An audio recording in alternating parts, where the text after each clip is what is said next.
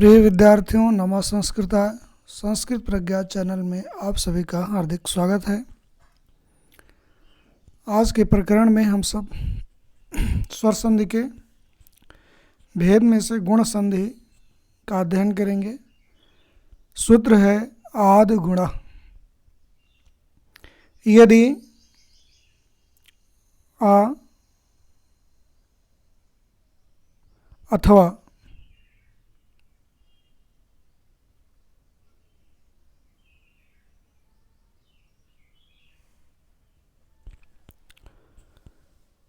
बड़ा आ के बाद यदि ह्रस्व आ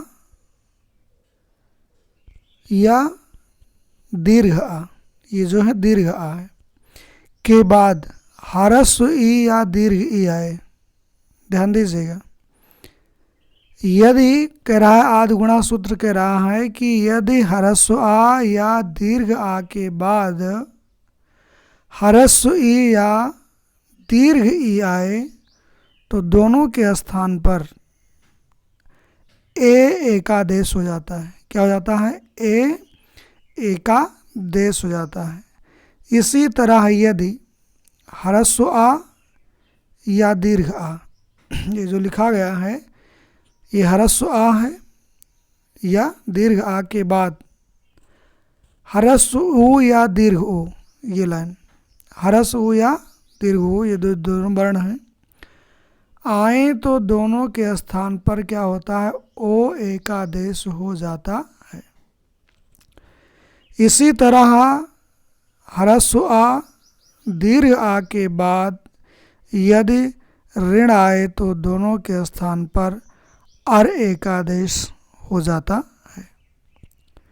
ध्यान दीजिए इस पर। कह रहा है यदि ह्रस्व आ या दीर्घ आ के बाद ह्रस्व ई या दीर्घ ई आए, ये समझ रहे हैं ना? ये ह्रस्व आ है और ये दीर्घ आ है, जिसको हम छोटा आ और बड़ा आ बोलते हैं।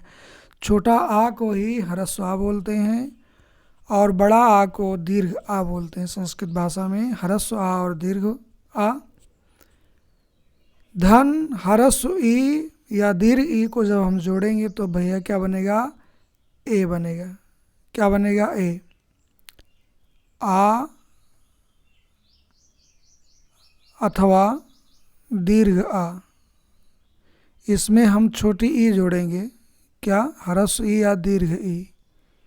तो जब इसको हम जोड़ देंगे तो क्या बनेगा? ए बनेगा। क्या बनेगा? ए बनेगा। और ए की मात्रा क्या होती है? ये ऐसे मात्रा लगती है ना ए की। तो ह्रस्व आ या बड़ा आ के बाद ह्रस्व ई या दीर्घ ई आए तो क्या होगा? ए होगा। आइए देखते हैं।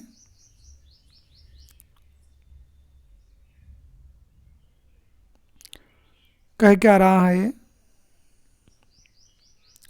जैसे है ये आपका उपधन इंद्र। क्या है? उपधन इंद्र। उपधन इंद्र बराबर उपेंद्र। उपधन इंद्र बराबर उपेंद्र। देखिए उप के पा में जो ये उप है, इसके पा में आ छिपा है। क्या छिपा है? आ वर्ण छिपा है। और इसके बाद क्या है? ह्रस्व ई है। इंद्रा में क्या है? आदि वर्ण ई है। और आ ई को जब हम जोड़ेंगे तो क्या बनेगा? ये वर्ण बनेगा।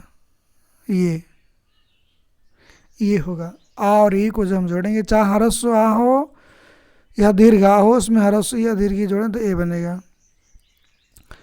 तो ये क्या हो गया? उपधन इंद्र बराबर उपेंद्र। देवधन इंद्र बराबर देवेंद्र। अब देव के वा में भी ह्रस्व आ है और इधर ह्रस्व ई है। जब दोनों वर्णों को हम आपस में जोड़ेंगे तो एक वर्ण की प्राप्ति होगी। तो क्या बनेगा? देवेंद्र। गणधन ईशा बराबर गणेशः बनेगा आपका। महाधन ईशा बराबर महेशः। नरधन ईशा नरेशः। सुरधन ईशः सुरेशः। इसको विधिवत समझ लीजिए, ना समझ में आया हो। अब जैसे आपका है देवधन इंद्र, क्या है ये? देवधन इंद्र। अब देवधन इंद्रा में देव के वा वर्ण में आ छिपा है। क्या छिपा है? आ छिपा है। और आ के बाद क्या संधि हो रही है? ई वर्ण की संधि हो रही है। और जब इसको दोनों को जोड़े तो आपका बना ए। और ए की मात्रा होती है भैया, ये एक चुटकी वाला, ये ए की मात्रा है। तो देव बचा और ए की मात्रा है, तो क्या हो गया आपका? ये देवेंद्र हो गया। वही हाल इसमें है। गणधन ईशा, गणधन ईशा में भी हरस आ है ये वाला, और ईशा में दीर्घ ई है। क्या हो गया? ए हो गया। तो क्या हो गया आपका? ये गणेशा। महा में दीर्घ आ है, महा के हा वर्ण में दीर्घ आ है और दीर्घ ई। चाहे दीर्घ आ जोड़ें, चाहे दीर्घ आ में दीर्घ ई जोड़ें, या दीर्घ आ में ह्रस्व ई जोड़ें, तो ए ही बनेगा हर स्थिति में। ठीक है। तो क्या हो गया आपका? महेशा हो गया। नरधन ईशा, नरेशा। सुरधन ईशा, सुरेशा। देखिए नोट में लिखा है ह्रस्व आ ए ओ वर्णों को गुण वर्ण कहा जाता है। गुण वर्ण कौन कौन से हैं? ये देखिए लिखा हुआ है गुण वर्ण, ये हैं आपके, ये गुण वर्ण कहलाते हैं। ये वाले आ ए ओ, ये तीनों वर्ण क्या हैं? गुण वर्ण हैं। इनको गुण वर्ण कहते हैं। किनको? आ को, ए को और ओ को, ये क्या है? गुण वर्ण है। ए कैसे बनता है? आ या दीर्घ आ, इसमें हम ह्रस्व ई या दीर्घ ई को ही जोड़ें तो क्या बनेगा? ए बनेगा। ठीक। और दीर्घ ह्रस्व आ आब्लिक दीर्घ आ में यदि हम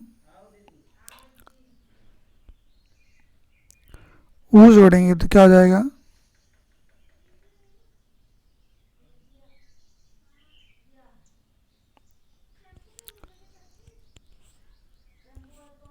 आओ हो जाएगा।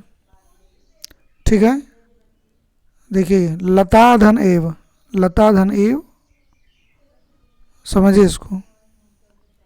लता धन एव बराबर लतेव। गंगा धन इत गंगेत। ह्रस्व आ और दीर्घ आ में जब ऊ और दीर्घ ऊ जोड़ेंगे तो क्या बनेगा? ओ बनेगा। भाग्य धन उदय भाग्योदय। सूर्य धन उदय सूर्योदय। नर धन उत्तम नरोत्तम। हित धन उपदेश हितोपदेश। महाधन उत्सव महोत्सव। गंगा धन उदकम गंगोदकम। आशा करते हैं ये समझ में आया होगा आपको। यथाधनचितम यथोचितम और गंगाधन उर्मी गंगोर्मी। गंगाधन उर्मी गंगोर्मी। महाधनुरु महोरु। नवधन ऊढ़ा नवोढ़ा। अभी देखिए कह रहा ह्रस्व आ या दीर्घ आ में ऋण या दीर्घ ऋण जोड़ेंगे तो क्या हो जाएगा? अर। ए ओ और अर आपस में संधि करने पर ये तीनों वर्ण यदि मिलते हैं, ओ मिलता है, ए मिलता है, ओ मिलता है, अर मिलता है। ठीक है। तो वहाँ वो क्या है? गुण संधि। ग्रीष्म ऋतु ग्रीष्म ऋतु। वर्षाधन ऋतु हो, ये है जैसे वर्षाधन ऋतु हो वर्षा ऋतु। तो प्रिय विद्यार्थियों, आज की वीडियो में केवल हम गुण संधि का ही अध्ययन किए हैं, इतना ही पर्याप्त है। और यदि वीडियो आपको पसंद आती है तो अपने साथियों को अवश्य शेयर करें और सब्सक्राइब करें, लाइक करें, ताकि चैनल का विस्तार हो सके और अन्य बच्चे भी इससे लाभान्वित हो सकें। तो तब तक के लिए सभी को शुभकामना और नमः संस्कृताय।